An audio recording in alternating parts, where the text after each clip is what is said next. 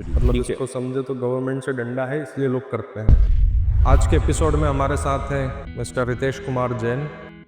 Qualification या education किसी individual को स्टार्ट करना है तो क्या वो एनर्जी से रिलेटेड डिग्री या एनवायरनमेंट से रिलेटेड कुछ डिग्री मास्टर्स बैचलर्स में पढ़ाई करके नो एजुकेशन एनवायरमेंट से या रिलेटेड आपका एजुकेशन एनर्जी या एनवायरनमेंट में नहीं, बिल्कुल नहीं है। नहीं है? नहीं है ऐसा। रितेश जी, ये क्लाइमेट चेंज एग्जैक्टली होता क्या है? अभी पिछले 10 सालों का अपना वेदर पैटर्न, चाहे इंदौर का किसी भी कंट्री का देखेंगे ना, तो थोड़ा सा टेम्परेचर हाई हुआ है और वेदर का पैटर्न चेंज हुआ है। तो इसका कुछ तो होगा जिस कारण से ये हो रहा है। अच्छा, ये दो चीज़ें चलती है, कंप्लायंस कार्बन मार्केट होता है और एक वॉलंटरी कार्बन मार्केट होता है। तो दोनों में क्या डिफरेंस है? और तो single compliance market is basically regulated, आपको मैंडेटरी है कि गवर्नमेंट को आपको आपको करना ही है एक्चुअली, मतलब ठीक है। इसको समझे तो गवर्नमेंट से डंडा है इसलिए लोग करते हैं। In compliance voluntary market itself की वॉलंटरी है एक्चुअली, वॉलंटरी है एक्चुअली। क्या ये कंपनी सिर्फ सोलर और विंड के थ्रू एनर्जी और पावर तो जनरेट कर रही है, पर क्या कार्बन क्रेडिट भी लेती है? लेकिन अच्छा, इससे क्या इनको अच्छा बेनिफिट है?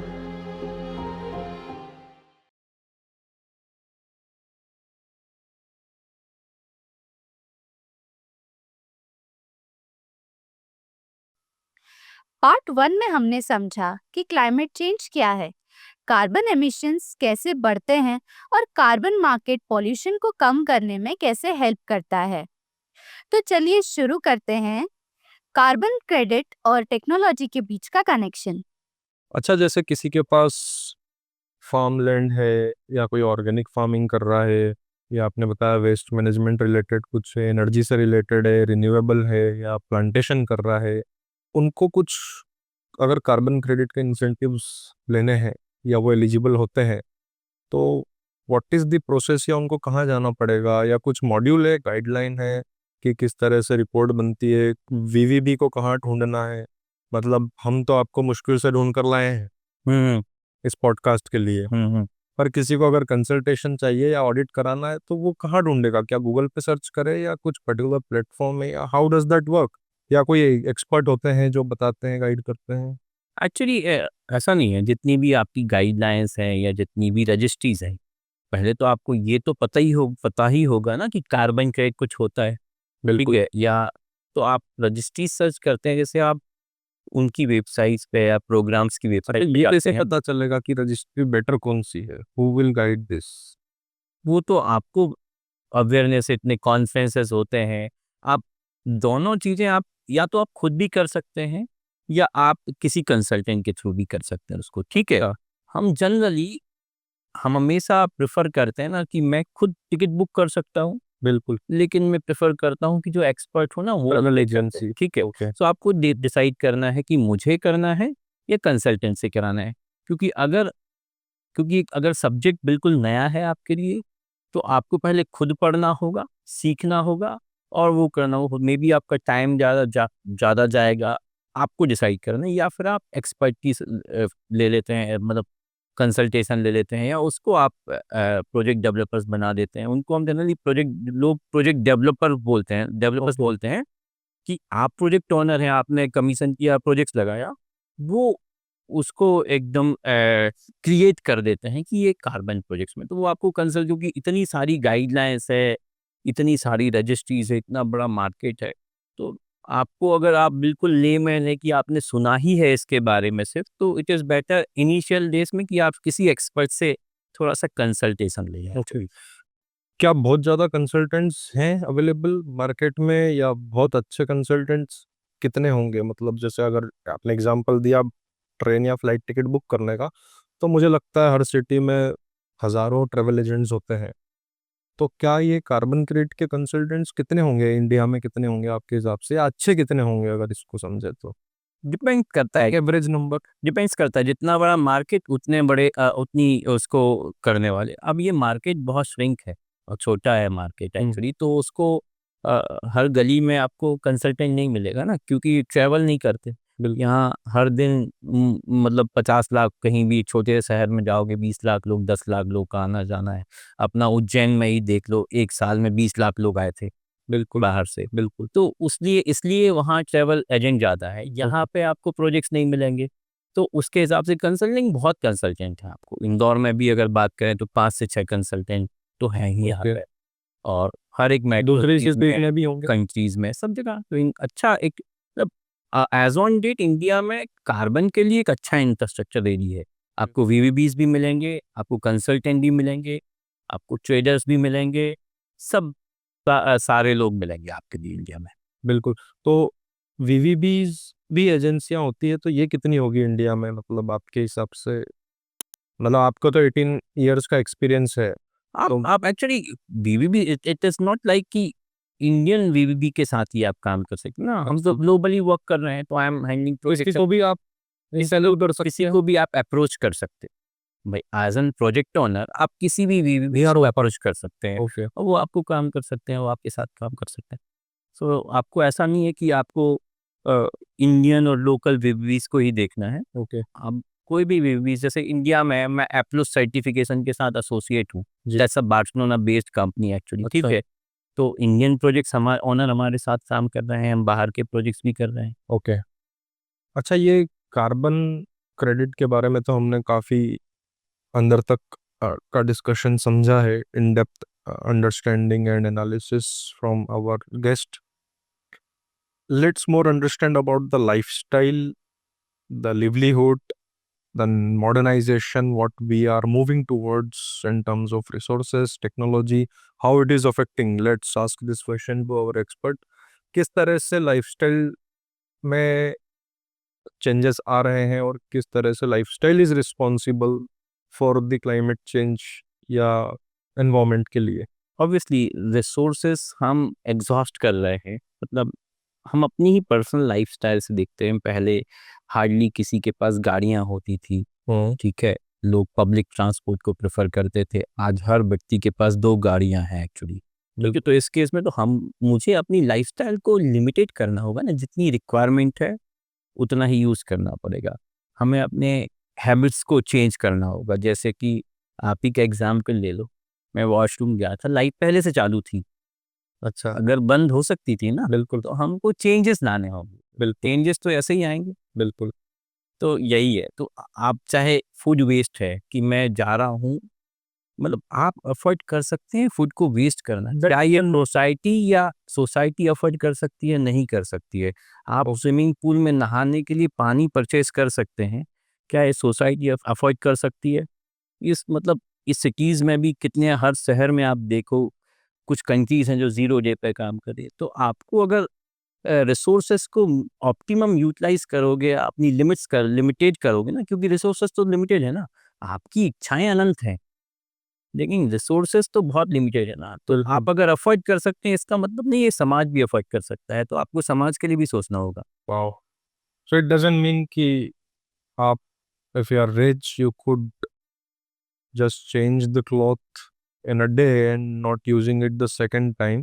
We need to more think about the society, our future generation, or the upcoming people or the generation, that whether they should also have the benefit of those resources. अगर हम ही अपनी लग्जरी या लेविशनेस में use कर लेंगे resources को, fashion को या प्रोडक्ट्स को या मटेरियल्स को, तो it should also be available to others as well. That's what should be the common goal as part of the a good footprint towards the earth.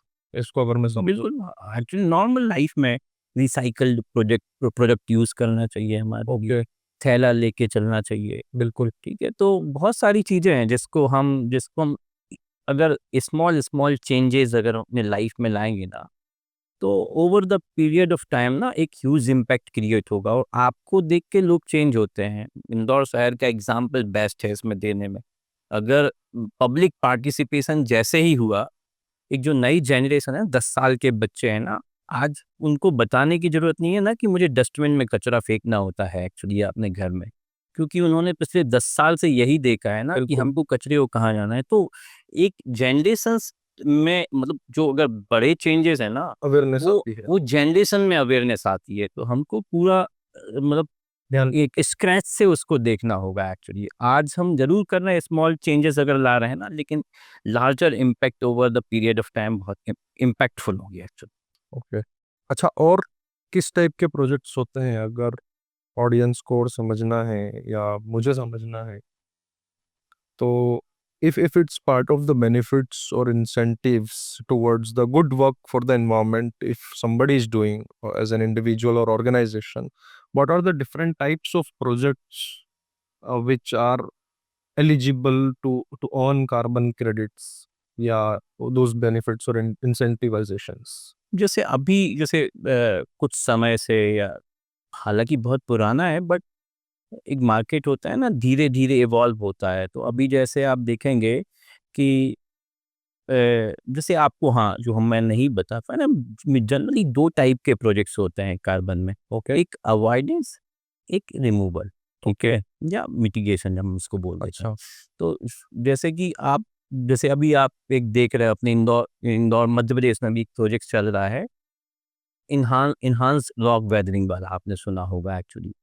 तो एक प्रोसेस होती है रॉक्स की या पत्थर की डिसॉल्व होने की या इरोजन होने की।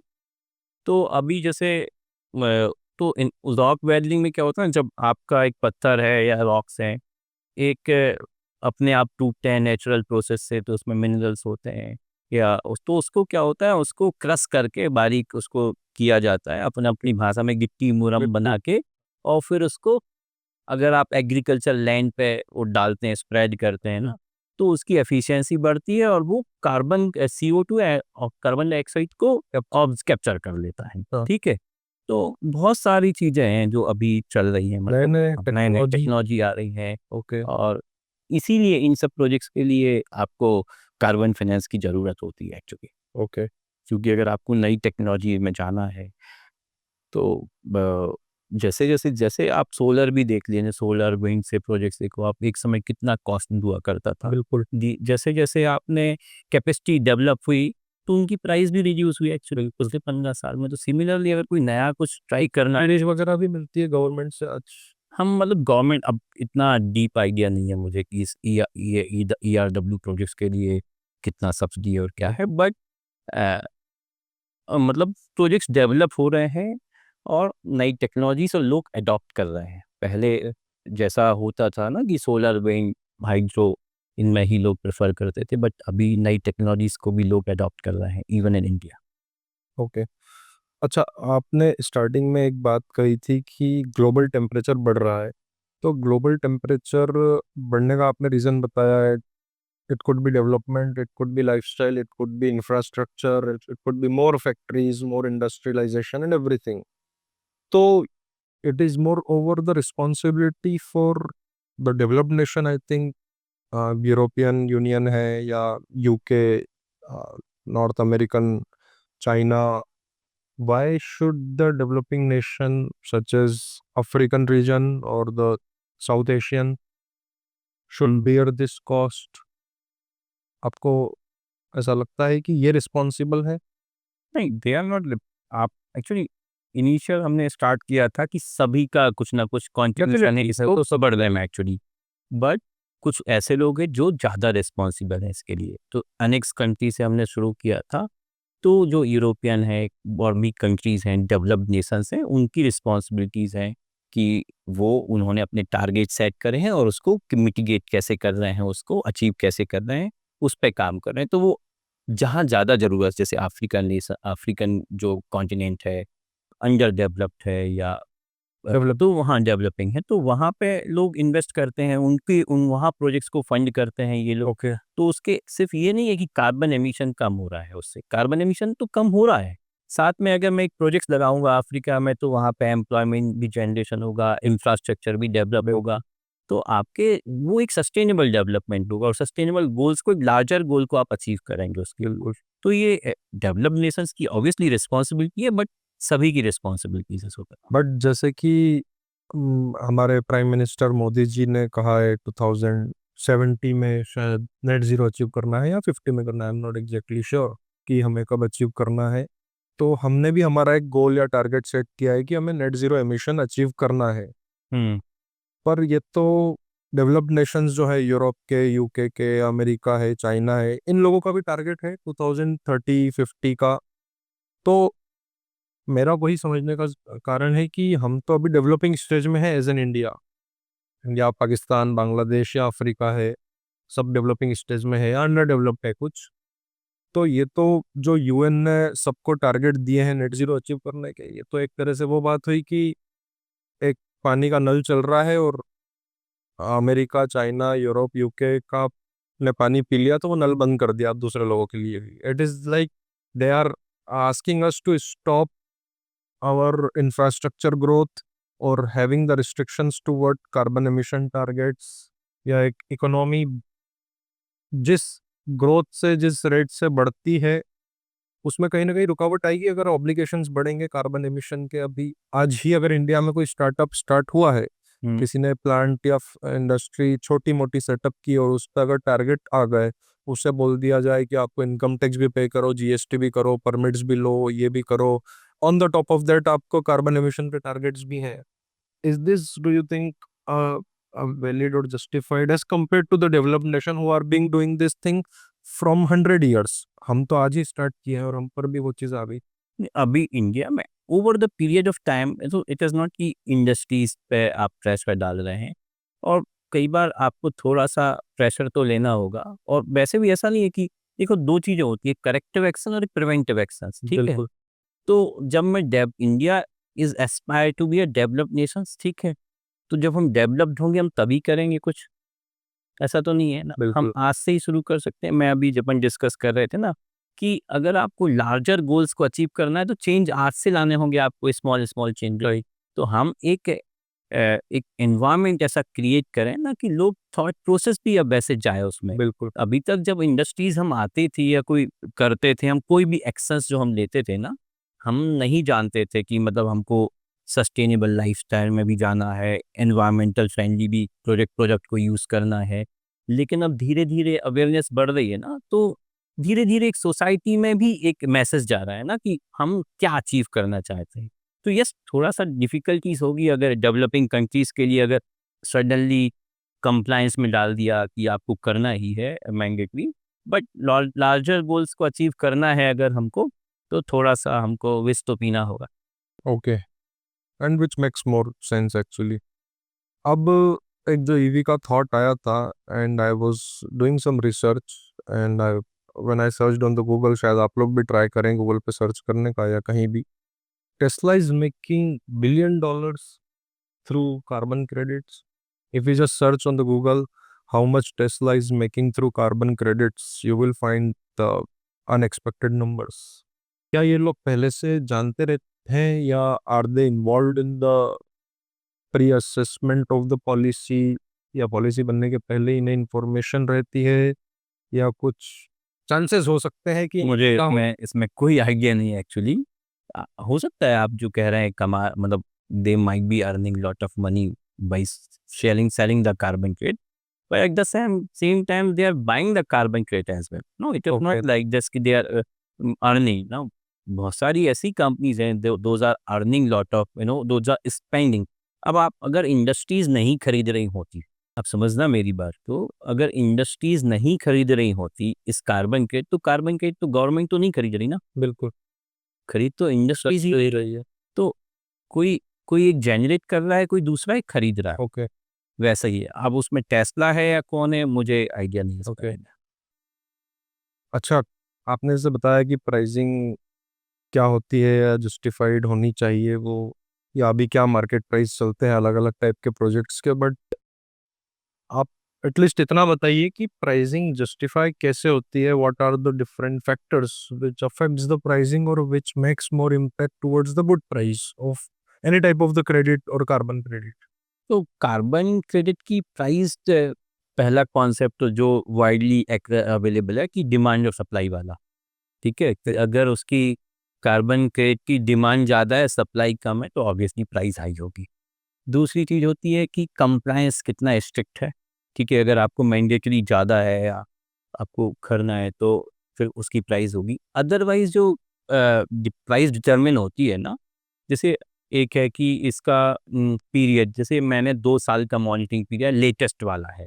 अब मैं 2010 और 12 के कार्बन क्रेडिट आप आज बेचने जाऊँगा ना, तो उसकी वैल्यू नहीं होगी। अगर लेटेस्ट वाले होंगे तो एक तो वो कि आपका मॉनिटरिंग पीरियड जो उस पर्टिकुलर कार्बन क्रेडिट सेल के लिए है, उसकी क्या वैल्यू है, ठीक है? फिर आज की डेट में से अपना बहुत सारी रेटिंग एजेंसीज़ होती हैं। सिमिलरली आज की डेट में कार्बन क्रेडिट को रेट करने वाली भी एजेंसीज, ठीक है, जो कि रेट करते हैं कार्बन क्रेडिट को कि इस पर्टिकुलर प्रोजेक्ट में जो क्रेडिट इशू हुए हैं ना, उसकी क्या रेटिंग होनी चाहिए।